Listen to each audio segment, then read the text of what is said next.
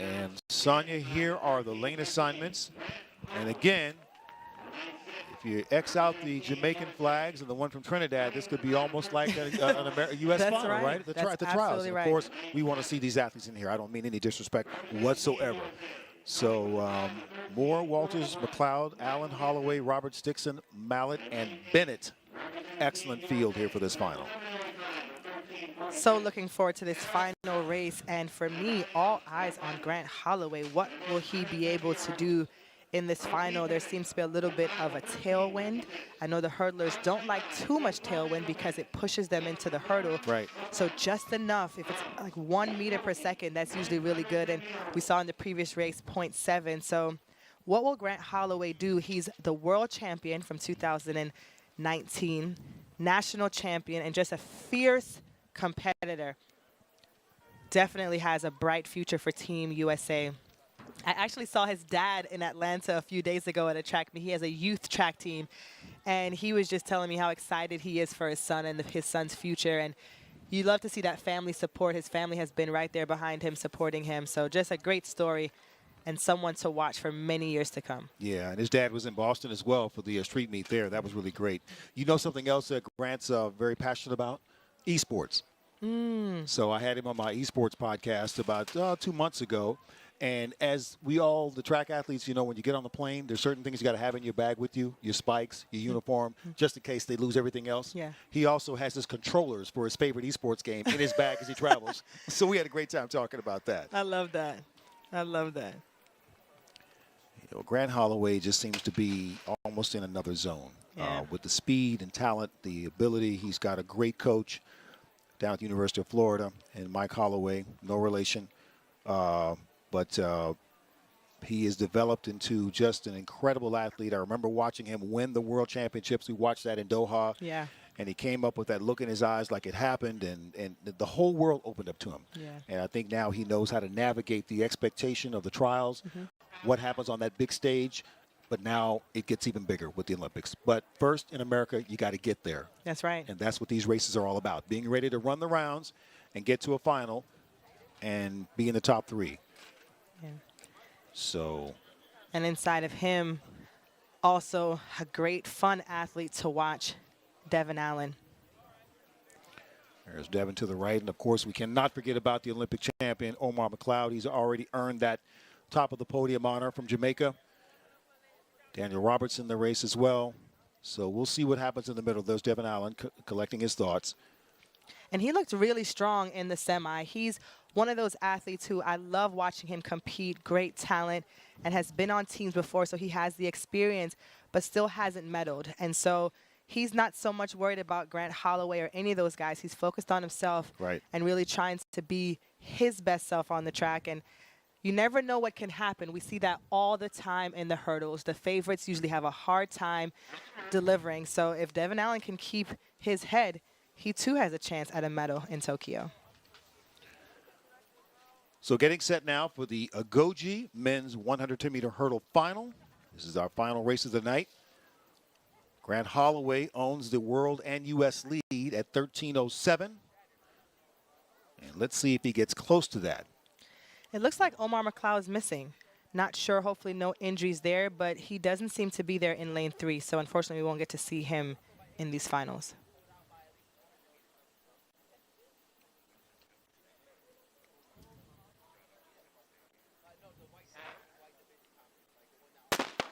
And a fair start in the men's 100 meter, and Grant Holloway's gone. Already gone to the first hurdle, and now halfway through the race, Grant Holloway with power and speed. Devin Allen hanging on, but Grant Holloway is going to get to the line first. What a race by Holloway, and his crossing time is 13:10. So just off the world lead of 13:07, but once again, we saw nothing but explosive speed and power out of Grant Holloway, and Devin Allen right behind him in 13:22. Clear dominance by Grant Holloway. It's so rare that you see an athlete that is so tall so imposing, have such a great start. He's leaving them from the first step. It's going to be really hard to match as he continues to get better and better, because don't forget, he's going to be sharpening and getting stronger and better as he continues to sharpen up his training. So to see what he's doing already, how he's dominating the first 6 or 7 hurdles, it is mind-blowing. And let's go back to the start. Check it out. Goodness. It's no competition. He's ahead of them before he even gets to the first hurdle. He's made so much separation. You can see he struggles a little bit over the final hurdle, but that's the part of the race of Grant Holloway I never worry about. Right. You know he's probably training really hard, doing a lot of weight, so he may have a lot of weight in his legs, but my goodness, what a dominance performance. And the way he makes others press because he's gone. That's another going to be the story inside the story. All right, Grant Holloway with the big win, and he is down with Carrie. All right, he is fired up down here, you guys. Grant. Where am I looking? You are looking right there. Looking at us. I mean, I just want to sing celebrate good time. I mean, this is what's going on. You're celebrating. Man, I'm a gamer. That's all that matters. We've been talking about that. Y'all be good. I'll see y'all in 3 weeks. I ain't got no more words. You got to go? I'm a gamer. He's got to go. He's got to go. He's a gamer. All right. A man of few words, but big times. He is absolutely doing that. Grant Holloway's fired up. Let me tell you. That is really something. That young man right there, I believe, is going to do something special at the trials. There's no doubt about it. If he makes the team, you got to make the team first. Yeah. I think he will shock the world with something special. So we have seen some incredible speed here tonight. And, wow, how about the value of this meet, allowing people to come and race and compete. And then if we go off the air, there are still several races for folks to come back and double to have a chance to get those races in. This was a phenomenal meet, great performances. Loved seeing Allison back on the track. Grant Holloway, for sure, a highlight of this competition. It's just a great meet for the youngsters to really get ready and focused for Tokyo, which we all cannot wait for, right? We were at home in 2020, missed out on that opportunity, but these athletes have definitely come back strong. Look like they didn't even miss a year, right, Lewis. It's just been amazing to see. It has really something. And so now you got guys like TJ Holmes who go out there and document what happened. And now it's time for the hurdles to close us out. And Sonia, as they get in the blocks, the women will be first in the women's 100-meter hurdle final. And again, it's the pressure of being against some of the best in the country, maybe even the world. The repetition of that before you get to the trials is so important tonight. Absolutely. That's why these women, men drive, fly, travel to come to get competitions like this. And there are, look at the lane assignments. That's actually Queen Clay. You don't have to text us. We got you. We got you. Queen Clay, Tiffany Porter, Cindy Simber, Christina Clemens, Jasmine Camacho Quinn, who looks so good in the prelim, in the heats, excuse me. Brittany Anderson, Daniela Williams, and Gabby Cunningham. Peyton Chadwick in lane 9. Who do you like? Camacho Quinn looks phenomenal. She definitely had to run a bit there to finish, but she was in control the entire time. She's also run really well this season. She'll be chasing that world lead that was actually taken by Tonia Marshall of LSU. And so 12:44 is on her mind tonight, and she can do it. She already ran 12:50 in the prelims, gearing back. So for sure, my favorite in the final. And in lane 4, Christina Clemens, who's also been looking pretty sharp as well.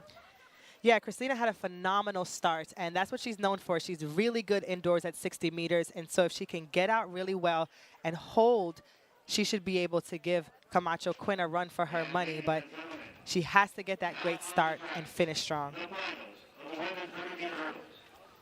Getting those thoughts together.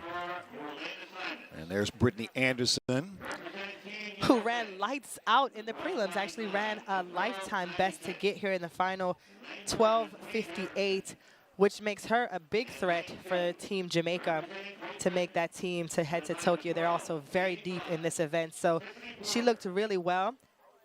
What she'll want to do is improve on that, hopefully run 2 personal bests here tonight. So we'll see if she's able to back that up. But many times you run a personal best, your body's like, ooh, what did I just do?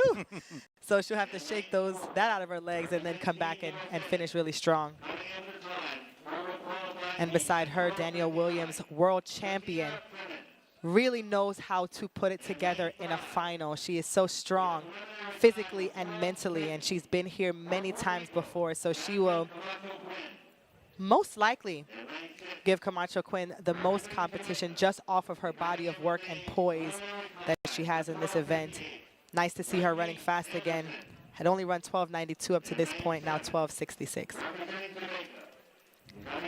A phenomenal field for the women's 100-meter hurdles. Tiffany Porter, Sydney Sember, the sisters from Michigan side by side on the track. So inspiring to see them out here representing Great Britain. Queen Clay in another final. She always finds a way to get in the final, and she looked pretty good. If she can put together a good race, she might be in the top 3 as well. But all eyes on Camacho Quinn. I mentioned she struggled with injuries, had a great college career, and really struggled on this level and thought about quitting the sport and decided to stay with it. And what a testament to never giving up and just continuing to strive for your dreams. Now she is going into possibly going to Tokyo as one of the favorites for gold.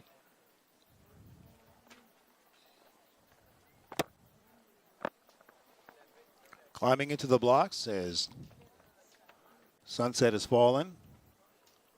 Getting ready for this women's 100 hurdle final.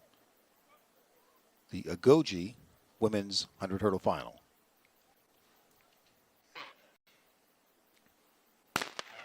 And out too early, and she knows it. And she knows it. Camacho Quinn So unfortunate. had an obvious jump there. Yeah, so you'll see Camacho Quinn Right in there the middle of the track. in lane 5. And the starter definitely holding them, but that's a lapse of focus. When you're in the blocks, you have to wait. You have to quiet your mind and only move when you hear that gun. And it's really unfortunate when you travel all the way for a competition. Looked poised to run really fast tonight. Thought she might be able to break that world lead, and now we won't get to see it. She's out of these finals. You only get one false start at this level. And so the lesson could be, Sonia, you've been on the track for these moments, is that you try to figure out how you allowed your mind to let your body go before you heard the gun, because you can't make that mistake at the trials. Yeah. It could be over. Or if you get to the games, it could be over. Yeah. And actually, you're always happy that it happens here, because this won't happen to her again. This feeling that she has walking off the track, she won't let that happen to her again. So I guess it's okay for her to have experienced that here. Unfortunate for us, because we wanted to see how fast she would run tonight. I thought she had something special in the tank. But she'll have to go back and focus and get ready for her championship. She competes for Puerto Rico for an opportunity at gold.